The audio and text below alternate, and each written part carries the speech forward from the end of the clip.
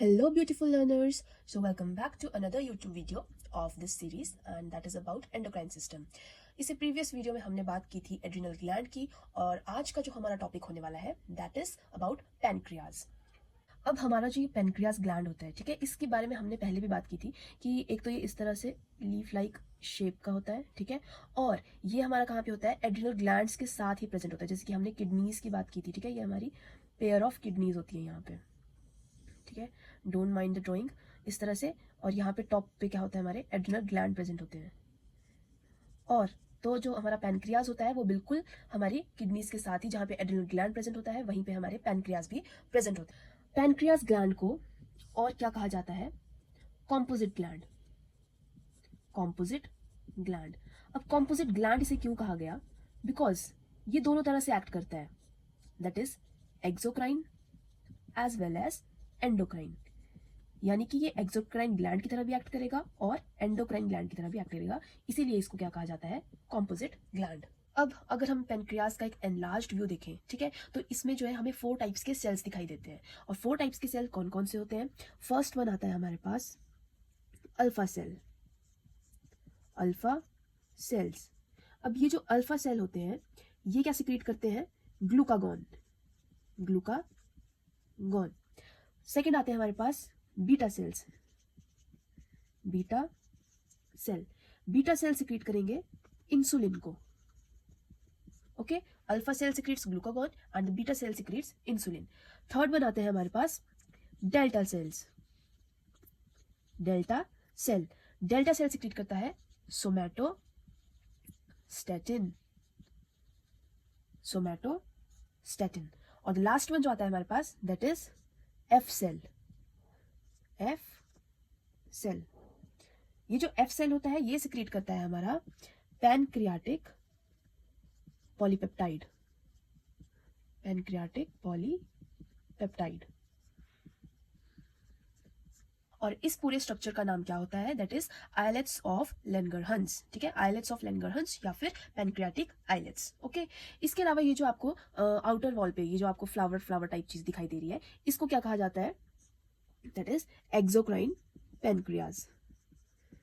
Exocrine pancreas. और इसमें basically किस टाइप के सेल्स होते हैं, एसिनार सेल्स। एसिनार बोल दो, डक सेल्स। ओके, तो आप इस पेज का एक स्क्रीनशॉट भी ले सकते हो क्योंकि ये बहुत ज़्यादा इंपॉर्टेंट है। ठीक है, एग्जाम में मोस्टली क्वेश्चन कहाँ से आता है, या तो अल्फा सेल से पूछा जाएगा, ठीक है, कि जो अल्फा सेल्स होते हैं पैनक्रियाज के अंदर वो क्या सिक्रीट करते हैं, तो आंसर आता है ग्लूकागॉन। और सेम क्वेश्चन आता है कि बीटा सेल्स क्या सिक्रीट करते हैं, दैट इज इंसुलिन। ठीक है, मोस्ट इंपॉर्टेंट है alpha cell and beta cell. अब इसके बाद जो मोस्ट इंपॉर्टेंट टॉपिक आता है पैनक्रियाज में, ठीक है, that is glucagon functions and insulin functions. तो सबसे पहले हम बात करेंगे ग्लूकागॉन फंक्शंस की। तो ग्लूकागॉन फंक्शंस में जो फर्स्ट इंपॉर्टेंट आता है that is production of glucose. ठीक है, किस चीज की प्रोडक्शन होगी, ग्लूकोज की प्रोडक्शन होगी। और किससे होगी, फ्रॉम ग्लाइकोजन। From glycogen. तो इसी से इंटरलिंक्ड है next point, that is increase in blood glucose level. कि हमारी बॉडी के अंदर जो ब्लड ग्लूकोज का लेवल होगा वो क्या हो जाएगा, इंक्रीज हो जाएगा। क्योंकि फर्स्ट पॉइंट में हम बात ही कर रहे हैं कि प्रोडक्शन हो रही है ग्लूकोज की ग्लाइकोजन से, तो ऑब्वियसली ग्लूकोज प्रोड्यूस हो रहा है तो हमारे ब्लड के अंदर जो होगा ग्लूकोज का लेवल जो होगा वो ऑटोमेटिकली हाई हो जाएगा। ठीक है, अब थर्ड पॉइंट आता है इसमें एक इंपॉर्टेंट, दैट इज ग्लाइकोजीनोलाइसिस। ठीक है, अब ग्लाइकोजीनोलाइसिस का क्या होगा, इंक्रीज होगा। ठीक है, बट अब आपके माइंड में क्वेश्चन आ रहा होगा कि ये ग्लाइकोजिनोलाइसिस क्या होता है। ठीक है, अगर आप इस वर्ड को 2 पार्ट्स में तोड़ दें, ठीक है, तो आपको दिखाई देगा one is glycogen and the other one is lysis. तो ग्लाइकोजन का लाइसिस, लाइसिस मतलब वो टूटना। ठीक है, तो जब ग्लाइकोजन टूटता है तो बनता है हमारा ग्लूकोज। ठीक है, और हमने बात भी की कि यहाँ पर ग्लूकोज की प्रोडक्शन हो रही है, तो ग्लूकोज की प्रोडक्शन कैसे होगी, जब ग्लाइकोजन टूटेगा। तो ग्लाइकोजन जिस तरह से टूटेगा तो वहां पे उसका लेवल हाई होगा, मतलब कि बहुत ज्यादा लेवल का ग्लाइकोजिनोलाइसिस होगी, मतलब ग्लाइकोजन टूटेगा। ठीक है, और ये कहाँ पे हो रहा है, ग्लूकागॉन के फंक्शंस में हो रहा है। ठीक है, ग्लूकागॉन जहां पर प्रेजेंट होगा उस केस में ग्लाइकोजन की ब्रेकडाउन होगी बहुत फास्ट और ग्लूकोज प्रोड्यूस होगा। अब ग्लाइकोजिनोलाइसिस हमने बोला इंक्रीज होगा, तो इसका वाइस वर्सा एक और पॉइंट आ जाता है ग्लाइकोजेनेसिस। ग्लाइकोजेनेसिस क्या होगा, अल्टीमेटली डिक्रीज हो जाएगा। अब इसको भी अगर आप 2 पार्ट्स में ब्रेक करें तो आपको पता चल जाएगा that is glyco glycogen and acids, ठीक है। तो जेनेसिस का मतलब क्या होता है, फॉर्मेशन होना, ठीक है। तो यहाँ पे ग्लाइकोजन की फॉर्मेशन क्या होगी, कम होगी ऑब्वियसली, क्योंकि हमने पहले बात की कि वो टूट रहा है, ठीक है। उसकी ब्रेकेज जो है वो यहाँ पे हाई है, तो ऑटोमेटिकली ग्लाइकोजन की फॉर्मेशन कम होगी। लास्ट आता है दैट इज ग्लूकोनियोजेनेसिस।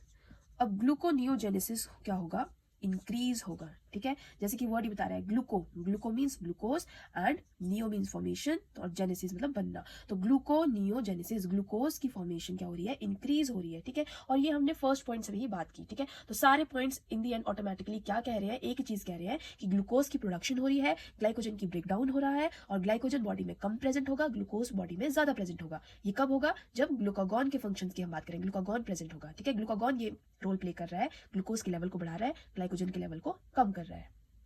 अब नेक्स्ट आता है हमारे पास इंसुलिन फंक्शंस, ठीक है। अब इंसुलिन का मेन काम क्या होता है, ठीक है, अब हम वो जानेंगे। तो ये जो इंसुलिन होता है, ये पहले तो क्या करेगा, इनहिबिट्स ग्लूकोज फॉर्मेशन, ठीक है। ये ग्लूकोज की फॉर्मेशन को इनहिबिट करने का काम करेगा, बिल्कुल ऑपोजिट, ठीक है। ये जो इंसुलिन होता है और ग्लूकागॉन होता है, ये दोनों वाइस वर्सा चलते हैं। जो ग्लूकागॉन कर रहा है, इंसुलिन उसका बिल्कुल ऑपोजिट करता है, ठीक है। फर्स्ट हमने बात कर दी, ग्लूकोज की फॉर्मेशन को इनहिबिट कर रहा है मतलब, ठीक है, तो ग्लूकोज का लेवल कम हो रहा है ऑटोमेटिकली। सेकंड बोला, ये जो इंसुलिन होगा ये इनहिबिट करेगा किस चीज को, ग्लाइकोजिनोलाइसिस, जो हमने ग्लूकागॉन के फंक्शंस में देखा था कि वहां पे ग्लाइकोजिनोलाइसिस ज्यादा हो रहा था, ठीक है, मतलब ग्लाइकोजन की ब्रेकडाउन हो रही थी बहुत ज्यादा। यहाँ पे इंसुलिन उस चीज को क्या करेगा, इनहिबिट कर देगा, ठीक है, कि ग्लाइकोजन जो है यहाँ पे अब नहीं टूटेगा, ठीक है, क्योंकि ग्लूकोज की फॉर्मेशन नहीं हो रही है। थर्ड वन, ये क्या करेगा, इंसुलिन इंक्रीज लिपोजेनेसिस, ठीक है। सो लिपोजेनेसिस मींस कि लिपिड की फॉर्मेशन ज्यादा होगी, या फिर आप बोल सकते हो कि फैट्स की प्रोडक्शन हमारी बॉडी में ज्यादा होगी, ओके। और इसके बाद लास्ट आता है कि ये जो इंसुलिन होगा ये क्या करेगा, it will stimulate the protein synthesis and inhibits the protein degradation.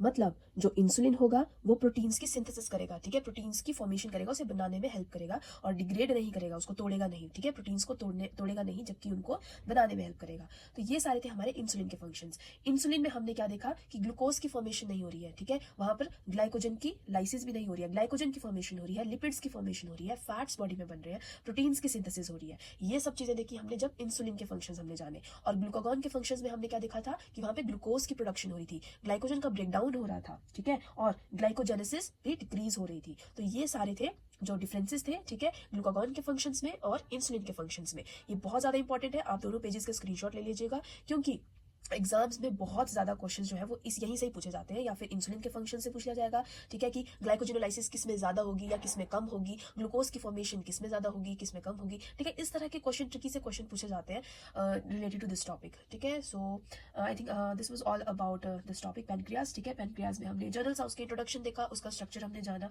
4 types के सेल्स हमने उसमें देखे, और लास्ट में हमने glucagon functions and insulin functions के बारे में जाना। सॉरी मेरी थोड़ी तबीयत भी खराब है, आई होप कि यू वोंट माइंड दिस। बाकी आगे की वीडियोस के लिए भी प्लीज़ बने रहिएगा। आई होप आपको मेरी वीडियोस समझ आ रही हैं, आपके कॉन्सेप्ट्स क्लियर हो रहे हैं, ठीक है। और सो मिलते हैं नेक्स्ट वीडियो में जल्दी ही, तब तक के लिए stay tune, thank you and bye bye.